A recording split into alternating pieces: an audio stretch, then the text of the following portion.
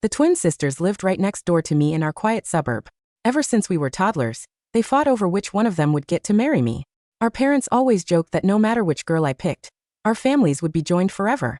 But when we finally reached the age to settle down, they both claimed those years were just childish nonsense. The very next day, they started fighting over a different guy named Jasper. To make Jasper laugh, they pushed me into a freezing river over 6 feet deep, knowing full well I couldn't swim. As I thrashed in the water, desperate and gasping for air, they pointed at me and giggled. Look at him flailing around like a drowning mutt. Isn't that just the funniest thing you've ever seen? They only pulled me out when I was seconds away from losing consciousness, all to satisfy Jasper's cruel curiosity. That was the moment my heart turned to ash, and I moved far away from that city. But later, they started searching for me like they had completely lost their minds. The biting wind sliced through my soaked clothes on the walk home, making me shiver uncontrollably. But the chill racking my body was nothing compared to the ice in my heart. Before I even reached my door, Vivian's name flashed on my phone screen. Her voice was sharp with annoyance the moment I picked up. Silas, where the hell are you? You only had to soak in the water for a bit to make Jasper smile. Why are you making such a big deal out of a little joke? Get your ass back here. Before she could finish, her sister Quinn chimed in from the background. Jasper won't cut his birthday cake until you're here. He thinks you're actually mad at him, and it's ruining his mood. We worked so hard to make him happy, so stop being a brat and move it. A bitter taste filled my mouth as I listened to their baseless accusations. I tried to find my voice to respond, but my vision suddenly went black. When I finally opened my eyes, the sterile smell of disinfectant filled my nose. The nurse standing by my bed didn't hold back her lecture. You young people really have no respect for your health. You're lucky a good Samaritan found you. Walking around in wet clothes with a high fever like that, you nearly kicked the bucket. I closed my eyes and stayed silent. The nurse asked me to call my family to come stay with me. I waited a long time before whispering, I don't have any family. During my 2 days in the hospital, neither of the foster sisters called me once. Before they met Jasper, they used to call me a dozen times if I was even 30 minutes late for dinner. They would panic, asking where I was and offering to come pick me up. Now that I had been gone for 48 hours, they hadn't bothered to send a single text. On the day I was discharged, I paid my own bills and took an Uber back home. Before I realized it, I was standing in front of the foster family's front door. I shook my head at my own habit and turned to leave, but Jasper's voice drifted through the cracked door. Silas hasn't been back in 2 days. Shouldn't you girls give him a call? Vivian let out a mocking snort. He's just throwing a tantrum. He'll crawl back eventually. Besides, his parents are dead. Where else is he going to go? He'll show up looking like a kicked dog sooner or later. Quinn jumped in to agree with her sister. Jasper, you're just too kind for your own good. Silas was being a buzzkill the other day. Letting him suffer outside for a bit will teach him that we don't actually need him around. But still. Jasper didn't finish his sentence because Vivian covered his mouth with her hand, whispering for him to be quiet. Don't let that loser ruin our mood. Jasper glanced toward the door as if by accident, and locked eyes with me. A smug, triumphant grin spread across his face. I understood everything in that instant. He knew I was standing right there. He did it all on purpose. I clenched my fists, my entire body trembling with a mix of rage and heartbreak. That night, I went back to my own house. It was the first time I had stepped foot in my parents' old home, since I moved in with the Fosters after their funeral. In the middle of the night, my phone buzzed with a call from Jasper. As soon as I answered, I heard the sisters screaming at each other. They were fighting over which floor Jasper should sleep on. This scene used to happen every single day when I first moved in with them. Vivian lived on the 2nd floor and Quinn on the 3rd, and they used to fight over who got to have me on their level. Back then, I solved it by alternating floors every week just to keep the peace. Listening to that familiar arguing now felt like a knife twisting in my chest. I hung up and opened a travel app. I booked a one-way ticket to my remote hometown for the day after tomorrow. The next morning, I walked into the Foster's house and saw Vivian making breakfast while Quinn brewed coffee. They both looked up at the sound of the door. Their eyes were filled with nothing but mockery when they saw it was me. Quinn, always the blunt one, didn't hide her disdain. Oh, look who decided to show up. I thought you were so tough, trying to threaten us by running away. Why are you back? By the way, Jasper is staying in your old room now. You can go ahead and move your stuff into the small storage closet under the stairs. That closet was where the cleaning lady used to keep her supplies. I looked at Vivian, hoping to see some spark of protest, thinking Quinn had gone too far. Instead, she just looked worried about Jasper. I'm worried Silas staying here will make Jasper uncomfortable. Maybe it's better if he just goes back to his own house for good. Quinn nodded aggressively. He's not even part of this family. He's just been leeching off us. But Jasper is different. He's sensitive. I don't want him feeling awkward because Silas is lurking around. It was hard to believe these were the same girls who clung to my sleeves at my mother's funeral. Back then, they begged me to move in, promising they would take care of me forever. Now, I was just a leech who didn't know when to leave. I couldn't wrap my head around how human hearts could change so fast. Before I could say a word, Quinn grabbed my arm and shoved me toward the door. Get out of here before Jasper wakes up. I don't want him seeing your face and getting depressed. Vivian's voice followed me as the door slammed. Change the keypad code too. We don't want him sneaking back in whenever he wants. I didn't even get a chance to tell them, I just came to get my passport and ID. I took a deep breath, went to the government office, and reported my documents as lost so I could get temporary replacements. Then I called a real estate agent. I decided to sell the house my parents left me. It hurt to let go of the memories, but I knew I was never coming back to this city. After that, I went to the grocery store to buy ingredients for a decent meal. I had always been sickly, and the foster sisters used to take turns cooking for me. They used to say outside food was poison and they couldn't stand to see me get sick. I remembered posting a status once about craving a specific spicy peanut sauté burger. The next day, Vivian presented me with a gourmet, homemade version. I noticed small cuts and burns on her hands, and asked what happened. She tried to hide her hands behind her back, acting like it was nothing. I just got a little messy in the kitchen trying to get the recipe right for you. I felt so much guilt and love for her in that moment. I was just craving it, Vivian. You didn't have to go through all that trouble. I could have just ordered takeout. She frowned and told me she would never let me eat low-quality food as long as she was around. Quinn was the same, staying up all night once to learn how to bake my favorite cake from scratch. Back then, their mother used to joke that it was a shame polygamy was illegal, or I could have married both her daughters. Now all of that felt like a fever dream from another life. But it didn't matter anymore. I was leaving tomorrow. When I unlocked my front door, I was shocked to see the sisters and Jasper sitting comfortably in my living room. I cursed myself for not changing the entry code the moment I got home. Silas, you're back. I really wanted to see your childhood home, so the girls brought me over. You don't mind, right? Jasper stood up and greeted me with a fake, sparkling smile. Before I could respond, Quinn snapped at him for only mentioning Vivian. Jasper, if you don't give me a hug right now, I'm going to be very offended. Jasper laughed and played along, making a big show of being a gentleman. I ignored the circus and walked straight into the kitchen to start cooking. Quinn used to be so jealous of my attention. If I spent 5 minutes longer talking to Vivian, she would pout for hours. I used to tease her for being a brat. She would just grin and say she was only like that because it was me. I thought I was special to them, but I realized I was just a placeholder until someone better came along. While I was chopping vegetables, Jasper wandered into the kitchen, looking nervous.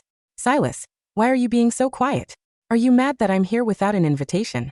I didn't mean anything by it. I just wanted to see the environment you grew up in. I didn't even look up from the cutting board. You've seen it. Now leave. Quinn stormed in immediately, her face darkening. Silas, what is your problem? Jasper is just being friendly. He wants to be your friend, you jerk. Honestly, I should have kicked you out of our house years ago if I knew you were going to be this ungrateful. Vivian walked in behind her, looking equally disgusted. You're being pathetic, Silas. Apologize to Jasper right now. I slammed the knife down and let out a cold laugh. You break into my house and demand an apology from me? Are you insane? Jasper's eyes welled up with tears on cue. Silas, I know you hate me, but please don't yell at the girls. It breaks my heart to see them sad. The sisters immediately rushed to his side, cooing and comforting him like he was a wounded puppy. Vivian glared at me with pure hatred. What is wrong with you? No wonder people used to bully the hell out of you in school. The words hit me like a physical blow, making my head spin. In middle school, I was small and quiet, which made me an easy target for bullies. Kids used to call me horrible names and treat me like trash. Once, they locked me in the music room overnight. I sat in the dark corner, shaking with terror until the sun came up. It was Vivian who braved a thunderstorm to find me. She searched every single room in the school until she heard my sobbing. The next day, Quinn hunted down the security footage and dragged the principal into it. She made sure every single kid who touched me was suspended. It's true what they say, the people who know you best know exactly where to twist the knife. Vivian saw my face pale and seemed to realize she went too far, but Jasper interrupted before she could apologize. Silas is clearly upset. Maybe I should just go. Quinn immediately turned her attention back to him. Don't be sad, baby. I'll go home and make you that special honey-glazed pear dessert you like. That was my favorite dessert. Quinn had spent weeks in a cooking class just to master it for me. Now, it was just a tool to comfort her new favorite toy. I watched them leave, my resolve to move away hardening into steel. But later that evening, the three of them pushed my door open again. Vivian was holding a takeout container with a smug look on her face. I stared at them in confusion, wondering what kind of game they were playing now. Vivian set a bowl of spicy peanut sauté noodles in front of me. I made this myself. Taste it and tell me if it's as good as the old days. For a split second, My heart softened. But then I remembered the freezing water of the river and their laughter on the bank. No thanks. I'm not hungry. Vivian froze, her expression shifting from pride to irritation. I went out of my way to bring this to you, and you're going to be a dick about it? The silent standoff lasted for a minute until I finally gave in, wanting them to just leave. I figured since I was leaving tomorrow, one meal wouldn't kill me. But after 2 bites, the flavor felt wrong. I looked up at Vivian. Why does this taste different? She smiled triumphantly. I added a secret blend of ground beef and extra peanut butter to the sauce. The chopsticks clattered to the floor. I stared at her in horror. Vivian, you know I have a severe allergy to beef and peanuts. She rolled her eyes and waved her hand dismissively. Oh please. Jasper was curious if someone could actually be allergic to both at once. I told him you were probably just being dramatic all these years. Look at you, you're fine. Stop acting like a victim for once. Quinn nodded, checking her watch. See, 2 allergens and he's not dead. Jasper, I win the bet. You have to take me to work tomorrow. Without another word, they turned around and walked out, laughing with Jasper. The moment the door clicked shut, my throat began to tighten. I gasped for air, scrambling to find my EpiPen, only to realize all my medication was still at the foster house. I managed to dial 911 before my vision failed and I collapsed. When I woke up, the smell of bleach was back. The doctor told me I was lucky to be alive and that I needed to stay for observation. I didn't sleep a wink that night.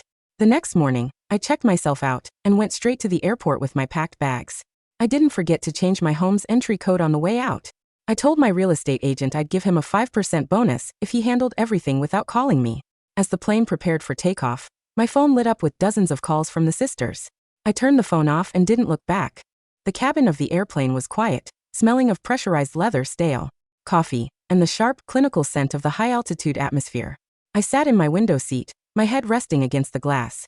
Below the city, the place where my parents had died, the place where I had spent years shrinking myself to fit into the cramped, sallow margins of the foster families. Goodwill gradually turned into a flat, gray grid of concrete and wire before being completely swallowed by a vast, silent sheet of white clouds. My phone was completely off, the black screen resting in my palm like a piece of dead coal. For 5 years, my life had been defined by a constant, low-voltage anxiety. I had believed that if I was only quiet enough, compliant enough, and didn't make scenes, the people I loved would eventually remember I was in the room. I had tolerated Quinn's tantrums, Vivian's distance, and the high-maintenance demands of their friendship, because I thought it was the price of a rare, predestined connection. But as the plane cleared the cloud deck, the sunlight that hit my face was white hot and completely blinding. I took a deep, clean breath. My chest felt larger, lighter, as if a heavy iron band around my ribs had finally been cut. I was going home. I hadn't run away to be a kick dog. My family's old estate in the southern province was small, but it was mine, registered under my parents' name before their deaths. I had spent 3 years hiding my background, living as a guest in their house because I wanted to believe their promises of forever. But the closet was cleared, the lease was terminated, and my new life was already waiting for me on the other side of the mountains. I closed my eyes, let the hum of the jet engines wash over my ears, and fell into a deep, dreamless sleep. The driveway of my childhood home was dark when the black Mercedes pulled up to the curb. Vivian Foster got out of the car, her gray trench coat slightly askew, her hands shaking as she typed the entry code into my door's keypad. Error. Password incorrect. Please try again. Her brow furrowed. She tried again, her fingers moving frantically over the brass buttons. Error. System locked. Silas, she screamed, her voice losing all its elegant maternal polish, cracking with a raw, desperate panic. Silas, get out here. I know you're in there. The joke is over. We brought you some fresh soup from the market. Beside her, Quinn was standing with her arms crossed, her sallow face looking splotchy under the street lamp. He's probably just hiding in the study. He's always been like this, Vivian. He wants to make us feel guilty. He wants us to think he's sick, so we'll apologize. I can't get in, Quinn, Vivian whispered, her voice dry as paper. The code is changed. What? Quinn's hand went to her collar, her self-righteous posture going rigid. But he's never changed the code. He's had that code since his parents died. Before Vivian could answer, her phone vibrated on her wrist. It was a notification from the municipal real estate office. Property transaction finalized. Address, 402 Oak Ridge Lane. Seller, Silas Vance. Buyer, Harrison Holdings LLC. Vivian's phone slipped from her fingers, hitting the wet concrete of the driveway with a sharp, plastic clack before sliding into the mud near the drain. She stared at the open doorway, her head shaking slowly, her eyes wide, wild with a sudden, suffocating panic. The house is sold, she whispered. The emergency board meeting of the Foster family's holding company was called. 4:10 a.m. on Monday. The atmosphere in the boardroom was icy. The 6 directors, men who had been my father's peers, were sitting in silence, their eyes fixed on the financial terminals in front of them. Mrs. Foster sat at the head of the long mahogany table, her tie slightly loose, her face sallow and tired. "Vivian," she said, her voice dropping into a register that made the entire room go silent. "The city's medical examiner's office just issued a warrant for your arrest. And for your sister, Quinn." Vivian's hand, which had been resting on her folder, went entirely cold. "Mom. What? What are you talking about?" "The hospital records from last Tuesday," Mrs. Foster said, her voice shaking as she pulled a laminated document from her briefcase. Silas was admitted to the emergency room with a core temperature of 92 degrees and severe anaphylactic shock. The lab report shows massive amounts of ground beef and peanut butter in his system. She looked at her daughters, her eyes cold as winter. "The doctor has already testified, Vivian. He said Silas's files had a strict medical red flag for those specific allergens, and yet you personally cooked those sauté noodles and brought them to his house. The municipal police are treating it as attempted murder by poisoning." "No," Quinn shrieked, her voice losing all its sweet, fragile polish. "Mom, please. It was a bet. Jasper. Jasper said he wanted to see if Silas was faking. We didn't mean to kill him." "The bet," Mrs. Foster said, her voice like cold stone, "was recorded on Jasper's private Snapchat account. The police have already seized his phone. And Jasper? He's already signed a statement claiming he was completely unaware of the allergens, putting the entire blame onto you and your sister." The boardroom went dead silent. Vivian looked at the red court seal on the document, then at her mother's cold, unyielding face. She realized that the golden boy they had spent 3 months pampering had just turned into their executioner. The final court hearing was held in the High Court of the State of California. The courtroom was crowded with reporters, corporate representatives, and curious legal onlookers. It was the biggest case of the year, a classic high society tragedy of a family destroyed by greed and a faked identity. Vivian and Quinn sat at the defense table, their hair unwashed and wild, their faces pale as paper. They were wearing simple gray prison uniforms, their hands cuffed, their eyes vacant as they stared at the floor. Beside them, the seat of their defense attorney was empty.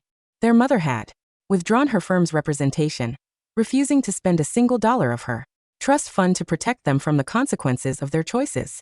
"The evidence is indisputable, Your Honor," the prosecutor said, displaying the digital logs from my phone and the toxicology report from the clinic. "The defendants faked their concern to enter the victim's home, poisoned him with known lethal allergens, and then abandoned him in his room to die while they went on a date."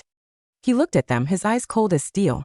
"We are asking for the maximum sentence, 20 years without the possibility of parole." The judge didn't hesitate. He raised his wooden gavel and slammed it down with a sharp final clack. "Motion approved. The defendants are sentenced to 20 years in the state penitentiary." As the bailiffs led them out through the side door, their hands clutched against their chests, they didn't look at their mother.